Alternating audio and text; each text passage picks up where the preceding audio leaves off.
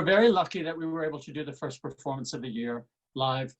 So we were able to do Romeo and Juliet, and Romeo and Juliet for Singapore Dance Theatre holds an extremely special place, as both Haiying and Chihiro will both admit and know in their hearts, as they were both Juliets in our history.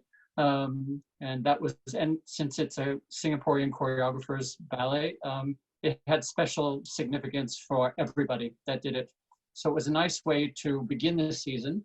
And then there were a lot of things that we couldn't do, but the way I feel is that all of the things that we couldn't do, the tour to Malaysia, the tour to America, the next coming season, Peter and Blue, we will just find another time to do them in future. We just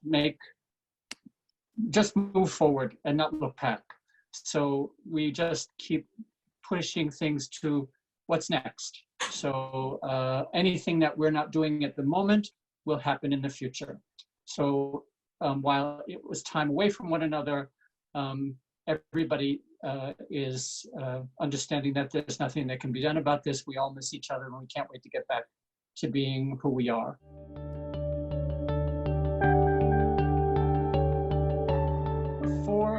On Instagram, we do Meet Me on Monday, we do Technique Tuesday, which is a ballet class, we do Fitness Friday, and we do Stretch It Sunday. So on that one platform alone, we do 4 each week.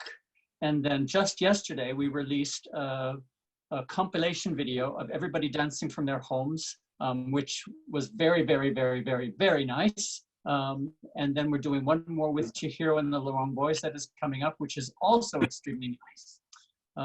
So there's always something coming out in content. A lot of people have asked us why we're not broadcasting performances.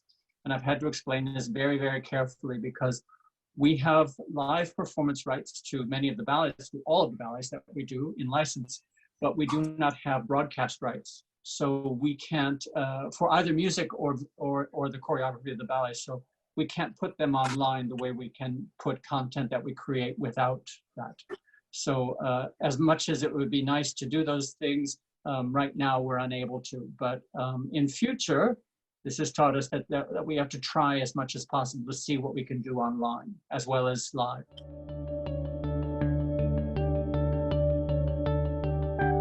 Because everybody in the company knows that I love them a great deal, and that I live my entire life for Singapore Dance Theatre.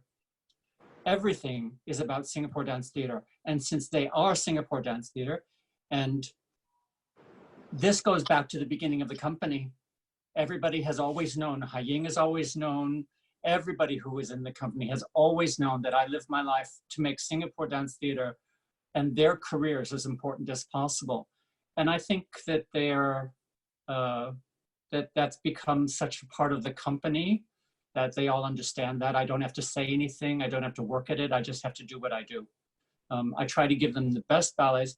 I can actually summarize it in one, a very smart artistic director said this once. It isn't my words, I'm saying their words. He said, I have to give them the best ballets I can possibly give them, because after all, they're giving me their careers. And when you think about it that way, that makes a big difference. I'm giving them the history of their life as it happens, the things that they will look back on and remember. So I keep that in my mind all the time.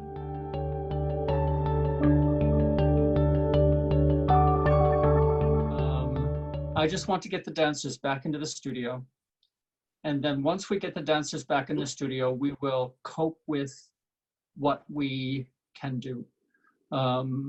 At the beginning of the year, the dancers were all together.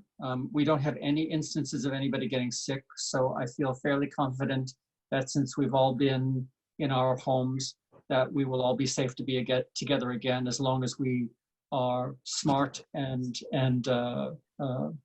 behave responsibly, as I trust everybody will.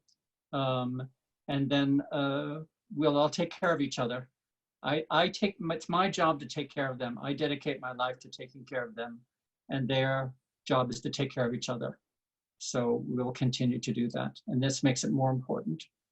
A very, very large part of us is things like the Ballet Associates program and scholars and adult dance classes. And getting those things back up and functioning will make all of the, if you're an adult dance class student or if you're part of ballet associates or part of scholars, it will make them dancers. It becomes their identity, and keeping them away from class robs them from a terrific part of their identity and their development. So getting those things back is as important as getting Singapore Dance Theatre professional dancers back and doing performances again.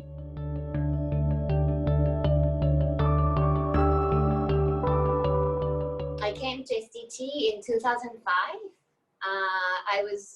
I graduated from the Austrian Ballet School in the end of 2004, and I went auditioning around the world, and my last destination for the trip was Singapore, and luckily, yeah, back then Miss Go gave me the contract, so that's when how I started with SDT.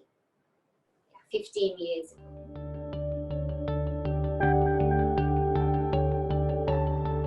When we started to know each other so well, we got so comfortable with each other. So like, I told him something that I shouldn't have said. Like, I was just too comfortable speaking to him. So yeah, sometimes I might hurt his feeling. Maybe he would do the same for me. So it's just small things, but we just got too comfortable with each other. So after that happened, I was like, oh, this shouldn't be, like, I have to control myself no matter what, no matter how comfortable we are. I still have to respect him, you know.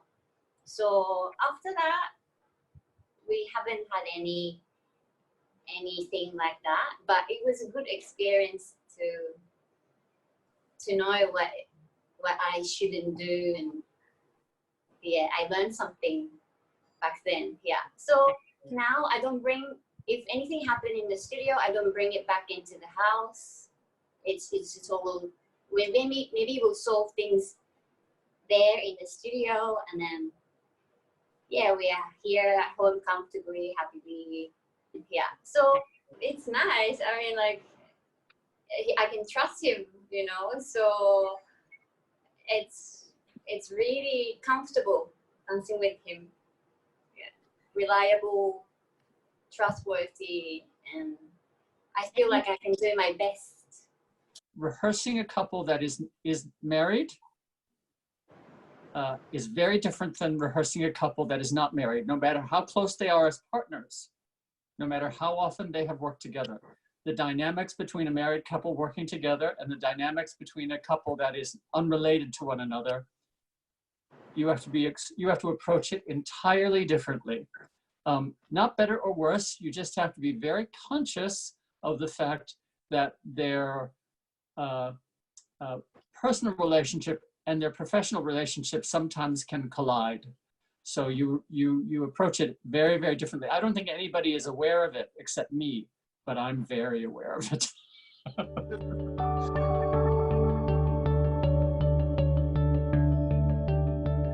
I mean, this thing, I think you can't really plan. Like, it doesn't happen according to your plan. So it kind of a big surprise for us and for Janek. I'm sorry. No, can I say, because also we did have to discuss, they came to me after they had talked amongst themselves, and they said, you know, if we decide to have a baby, can we continue dancing afterwards? I said, of course you continue dancing afterwards. So after that, I said, you know, you're a family. We will cope with anything that is part of this family. Like, this is my first pregnancy, so I can't really compare with others, but I think like, knowing that people would have morning sickness and aches and pains, and I didn't have all of them, so I think mine was quite easy. Yeah, so I could do bar and a bit of, you know, class exercises every morning because I didn't feel sick. I mean, yeah, I did donkey at the beginning of my pregnancy, so yeah, I think I was very lucky that I didn't have all those symptoms. And yeah, so pregnancy was quite nice. Nice for me. Yeah, it wasn't that difficult. And also I think dancing made me feel healthy and happy, less stressful. Yeah, definitely dancing helped a lot.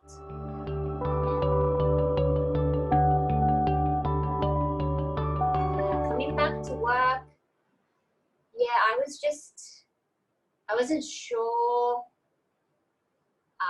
how ready I can be. Like I tried to do some barn and fit in some exercises during the day, but you know, over there, Kira's crying. I need to look after her. So main focus was her when I was trying to go back to work.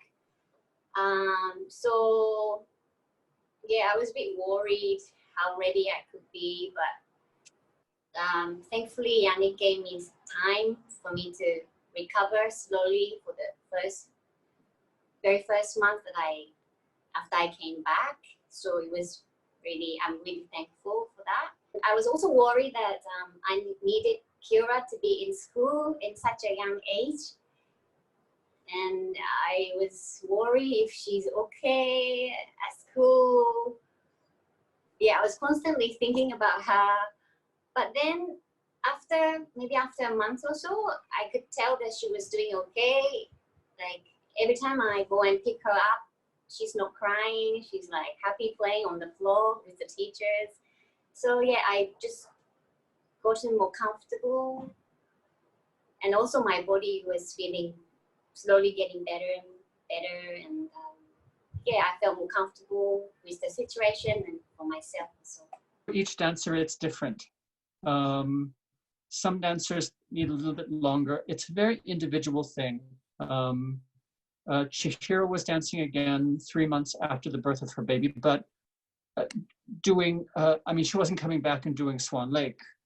Romeo and Juliet was the exact right thing for her to come back and do. And especially since she was dancing with Kenya, who knows her so well. So it's all very individual. But usually dancers figure somewhere between, after the birth of their baby, somewhere between 3 to 6 months. Mm. She only took 2 full months off from not dancing. And then she came back in slowly. But the interesting thing, when she was talking, I was remembering the fact that she came in and did bar every day until her 8th month. And then one day I walked over to her. I think she'll remember this. I walked over to her to say, you shouldn't be doing this anymore. And she said, I don't think I should be doing this anymore. It was the exact same moment. I looked at her and I said, I don't think you should be doing this anymore. And she said, no, I don't think I should be doing this anymore. Yeah. Chihiro, do you remember that? Yeah, it was really funny. I don't think I can do it anymore. And then, yeah. And at the exact same time, I was saying, yeah, I don't think you should be doing this anymore.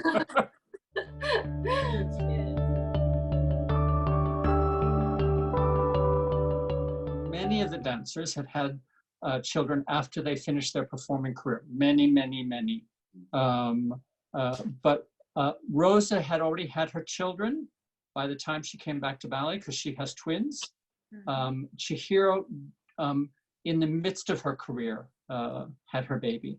And that's something that I feel very, very, very close to, because Chihiro and Kenya met through Singapore Dance Theater. They got married while they were dancers in the company. I gave them their wedding reception here in Singapore. And then they came to me and told me they were going to have a baby, and then danced together after the birth of their child. So I just think it's one of those things that it's the company moving forward. It's very common in other companies for dancers within the company to have children and then continue dancing after their children are born. So I think it's just a step forward.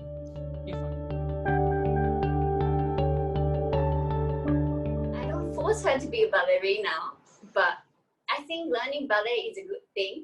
Like how my mom made me start ballet, and here I am now. Yeah, I think dancing is a good thing for every child to do. Like it doesn't have to be so serious, but I think I would let her learn. And yeah, and then if she likes it, then she can always continue. But yeah, but I don't force her. Maybe she likes something else. Maybe kickboxing, or maybe she can be a wrestler. Maybe she is quite powerful. So I don't. I'm the child. I'm the child of a dancer. My mother was a dancer, and it was her fondest hope that I become a dancer. So I'm always been very conscious. I rarely talk about it, but the fact that I dance is a tribute, and I'm really conscious of the fact that she wanted me to be a dancer, and I was lucky that I got to be a dancer because it continued her heritage. I've never wanted to be anything but a dancer in my entire life. I've never had any other desires.